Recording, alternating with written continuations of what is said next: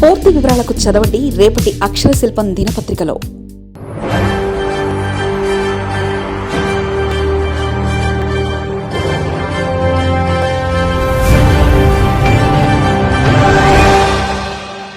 పదో తరగతి ఫలితాలే పరమావధి. మిషన్ మార్చి పేరుతో రోజుకొక గంట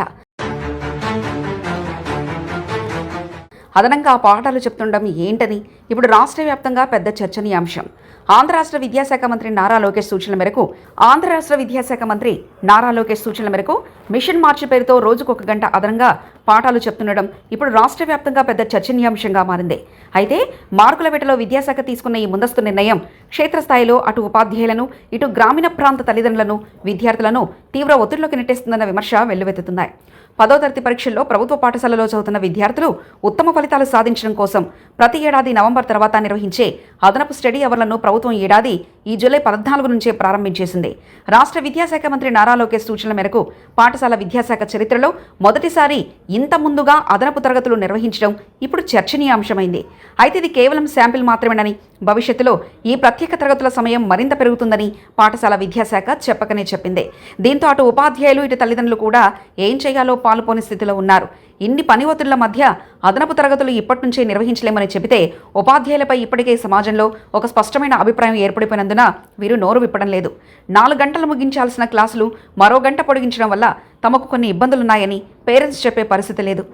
ఎందుకంటే మార్చిలో జరిగే 10వ తరగతి బూచి చూపిస్తారు.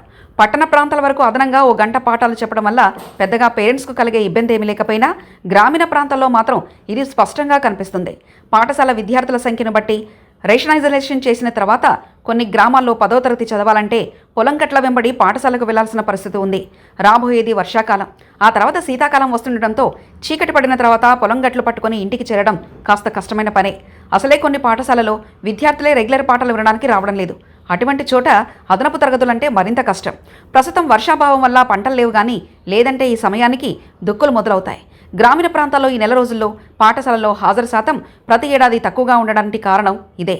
ప్రస్తుతం మిషన్ మార్చ్ SSC 2027 పేరుతో ఓ గంట అదనంగా నడుస్తున్న స్టడీ అవర్లు అరగంట పాటు చదవడం, మిగిలిన అర్ధగంట దాని మీద పరీక్షలు నిర్వహించడానికి పాఠశాల విద్యాశాఖ నిర్ణయించింది. ప్రతిరోజు 10వ తరగతి పిల్లలను అర్ధగంట చదివించడం మాట దేవుడెరుగు. మిగిలిన అర్ధగంటలో రాసిన పరీక్షా ఫలితాలు దిద్దడానికే టీచర్లకు సమయం సరిపోతుంది.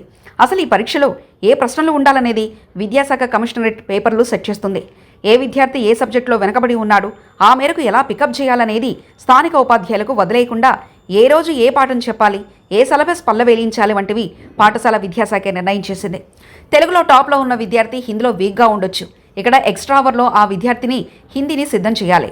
అలా కాకుండా అందరితో పాటు అన్ని సబ్జెక్టులో కూర్చోబెడితే ఒరిగే ప్రయోజనం ఉండదు. పాఠశాల విద్యాశాఖ ఇటువంటి నిర్ణయం తీసుకుంటే స్థానిక DO కార్యాలయాలు రాష్ట్రంలో తమ జిల్లా ముందుండాలనే ఆత్రంతో దీనికి అదనంగా మరికొన్ని చేరుస్తున్నాయి. ఇప్పటికే టీచర్లకు పాఠాలు చెప్పనివ్వడం లేదని ఉపాధ్యాయ సంఘాలు గగ్గోలు పెడుతున్నాయి.